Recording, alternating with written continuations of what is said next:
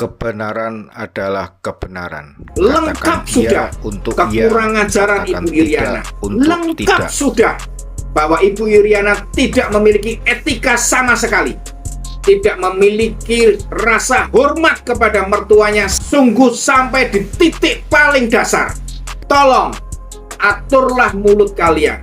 Aturlah cara bicara kalian. Kata-kata yang membangkitkan permusuhan, membangkitkan kebencian, maka rakyat di bawah yang kalian adu, maka rakyat di bawah yang menerima efek yang tidak baik dari semua yang kalian lakukan.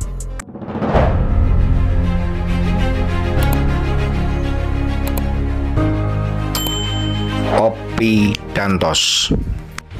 Mertuanya Pak Bu Iriana, ibunya Pak Jokowi meninggal dunianya enggak melayat kok, sampai panggilan terakhir 1000 hari enggak hadir kok. Mertuanya sendiri aja tidak dihargai, dihormati. Sobat-sobatku semuanya, kampanye sudah berjalan mulai tanggal 28 dan tim-tim mulai bergerak untuk memberitakan harusnya visi misinya, program-programnya, capaian-capaian yang diharapkan oleh mereka pada saat nanti mereka menjabat menjadi Presiden Republik Indonesia. Tetapi apa yang terjadi? Seolah-olah menurut pemikiran saya memancing sebuah keributan, mengusahakan sebuah kekacauan, membuat atau mengingini sebuah pertengkaran di bawah untuk menunjukkan bahwa dirinya luar biasa, untuk mewujudkan bahwa capresnya harus menang. Karena semuanya diatur sedemikian rupa sehingga sang capres merasa terjepit, sang partai merasa ditinggalkan, merasa dilupakan. Sangat mengecewakan. Seorang tokoh di kota Solo mengeluarkan statement yang sangat luar biasa, di luar otak nalar kita sebagai masyarakat Indonesia. Pernyataan yang harusnya tidak perlu diumbar. Yang pertama, belum tentu kebenarannya. Yang kedua, masalah pribadi rumah tangga keluarga lain diumbar di luar untuk mendapatkan sebuah predikat bahwa ternyata orang ini tidak memiliki adat, tidak memiliki etika, tidak memiliki moral, sehingga anaknya tidak perlu didukung untuk menjadi cawapres atau timnya memenangkan pemilihan capres tahun 2024. Mungkin seperti itu yang dia maksud. Sebuah pernyataan yang menurut saya sangat biadab, tidak pantas dikeluarkan oleh seorang yang namanya tokoh masyarakat. Beliau mengatakan bahwa Iriana, istri dari Bapak Presiden Joko Widodo, pada saat mertuanya meninggal pun tidak hadir. Ini adalah sebuah ucapan di mana untuk menunjukkan kepada masyarakat bahwa seorang yang namanya Iriana ini adalah menantu yang kurang ajar, menantu yang tidak memiliki aturan, menantu yang tidak memiliki etika. Mertuanya meninggal pun dia tidak hadir. Apakah benar seperti itu?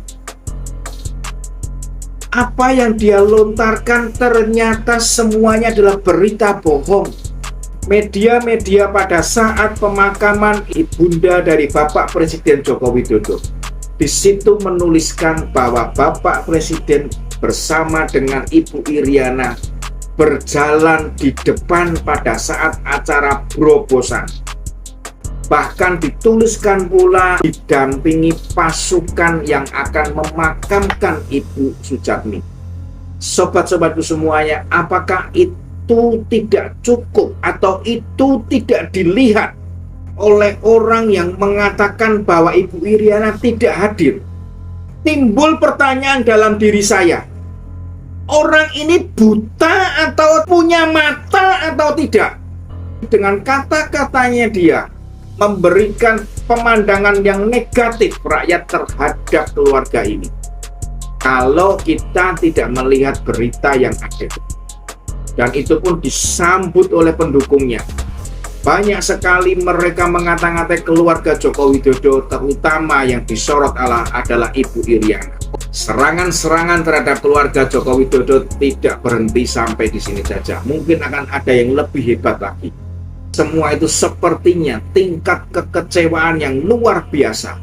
Karena ternyata Jokowi tidak mendukung capres yang menjadi dukungannya. Sobat-sobatku semuanya, masih ada ditambah lagi kata-kata bahwa pada peringatan 1000 harinya pun Ibu Iriana tidak hadir. Lengkap sudah kekurangan ajaran Ibu Iriana.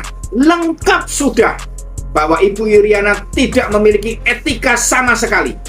Tidak memiliki rasa hormat kepada mertuanya, sungguh sampai di titik paling dasar. Pada saat pemakaman tidak hadir, peringatan 1000 hari terakhir kali diadakan peringatan itu pun tidak hadir. Apa yang sebetulnya terjadi dengan Ibu Iriana? Ini tentu menjadi pertanyaan kita juga. Kenapa kok sampai seperti ini? Peringatan 1000 hari untuk tahlilan almarhumah ini diadakan berdekatan dengan acara ngunduh mantu sang putra bungsu. Pihak keluarga mengatakan bahwa Ibu Iriana mungkin terlalu capek atau kecapean sehingga tidak bisa hadir. Lantas kehadiran Ibu Iriana dan tidak hadirnya Ibu Iriana itu urusannya apa dengan kita semua? Itu adalah urusan internal keluarga yang tidak perlu kita campuri. Dan pada saat itu pun yang tidak hadir bukan hanya Ibu Iriana, Kaisang dan Kahiyang istri Bobi pun tidak hadir. Apakah ini juga cucu yang tidak punya etika? Apakah ini juga orang yang kurang ajar? Apakah ini nanti juga akan menjadikan bahan untuk mendiskreditkan kembali keluarga Joko Widodo? Jangan sampai kita termakan oleh berita-berita yang tidak bertanggung jawab, yang tujuannya hanya untuk memenangkan calon yang didukungnya. Yang kita tidak tahu kemanakah Jokowi saat ini meletakkan dukungannya. Walaupun tanda-tandanya sudah dibuka. Dalamnya lautan bisa diukur, isi hati orang siapa bisa menerka. 50% plus 1 Joko Widodo pasti mendukung anaknya. Tidak bisa diganggu gugat. Tetapi sekali lagi, kita tidak bisa melihat isi hati Bapak Joko Widodo. Untuk apakah Gibran menjadi cawapres dari Prabowo Subianto? Sobat-sobatku semuanya, yang terpenting bagi Bapak Joko Widodo saat ini adalah satu hal yang ada di dalam pemikirannya adalah selamatkan Indonesia dari radikalisme dan intoleransi. Selamatkan Indonesia dari pemimpin-pemimpin yang tidak bertanggung jawab, dari pemimpin-pemimpin yang kemungkinan akan menghancurkan republik ini. Itulah pemikiran beliau saat ini. 2024 merupakan start awal untuk mencapai Indonesia Emas 2045, ditentukan dari presiden yang akan menggantikan beliau besok. Jika presiden yang menggantikan itu akan merubah kebijakannya, merubah semua strategi pembangunannya, merubah arah pembangunannya, maka bisa dipastikan kita akan mengulang kembali ke belakang. Begitu pula dengan presiden yang mempunyai ancang-ancang untuk menghentikan hilirisasi, untuk menghentikan program yang betul-betul akan membuat rakyat kita makmur dan sejahtera pada waktunya nanti. Jika itu tercapai, jika hilirisasi bisa dikerjakan dengan baik, maka seluruh kekayaan alam semuanya hasilnya untuk rakyat republik ini. Tetapi jika hanya akan dikuasai oleh sekelompok orang, hanya akan digunakan untuk kekayaan pribadi beberapa orang, maka Indonesia akan kembali ke masa yang lalu. Dengan mengeluarkan berita ini, dengan harapan nama keluarga Joko Widodo, nama Gibran Raka Buming Raka yang saat ini menjadi cawapresnya Prabowo Subianto akan hancur, akan rusak. Karena beberapa kali diberitakan semua ini adalah settingan, semua ini adalah rencana, semua ini adalah dendam dari Ibu Suri. Dan hari ini kita bisa mengerti bahwa itu semua adalah berita bohong yang ditiupkan untuk menghancurkan Presiden Joko Widodo, untuk merusak keluarga Joko Widodo. Satu pesan yang harusnya Bapak Rudi mengingat dan kembali, cobalah ingat-ingat apa pesan dari Ibunda Joko Widodo yang disampaikan kepada Anda. Jangan bertengkar Ingat, Anda sendiri yang menyampaikan itu di media dan itu dikatakan oleh Ibunda Joko Widodo kepada Anda secara pribadi. Ingat itu. Dan saat ini Anda bukan saja bertengkar dengan Joko Widodo, tetapi Anda berusaha menghancurkan nama keluarga Joko Widodo, menghancurkan nama keluarga anak di mana orang tuanya berpesan baik-baik, sangat baik kepada Anda. Hati-hati, itu pesan saya. Elit politik, orang-orang yang berperan penting di dalam Pilpres tahun 2024, orang-orang yang memiliki peran yang sangat penting di dalam pengerahan massa, di dalam membentuk opini massa. Tolong, aturlah mulut kalian, aturlah cara bicara kalian. Kata-kata yang membangkitkan permusuhan, membangkitkan kebencian, maka rakyat di bawah yang kalian adu, maka rakyat di bawah yang menerima efek yang tidak baik dari semua yang kalian lakukan. Sobat-sobatku semuanya, mari kita jaga Pilpres ke depan supaya Pilpres tersebut aman, damai, dan tenang, serta bahagia untuk kita, rakyat Republik Indonesia.